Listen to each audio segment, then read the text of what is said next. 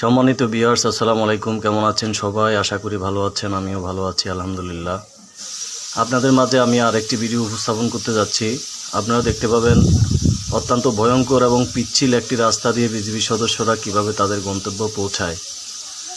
এবং রাস্তাটি এতই ভয়ঙ্কর যে আপনি একা একা তো দূরের কথা, আপনি সঙ্গী নিয়েও এই রাস্তা দিয়ে হাঁটতে পারবেন না, আপনার গা শিউরে উঠবে। এখানে অত্যন্ত নির্জন এবং ভয়ঙ্কর এই রাস্তা।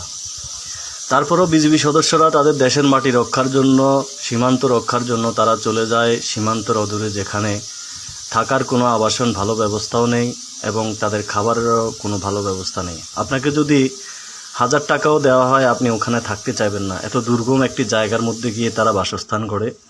তাদের জন্য দোয়া করবেন, তারা যাতে সুন্দরভাবে সঠিকভাবে তাদের দায়িত্ব পালন করতে পারে। আসসালামু আলাইকুম ওয়া রাহমাতুল্লাহি ওয়া বারাকাতুহু।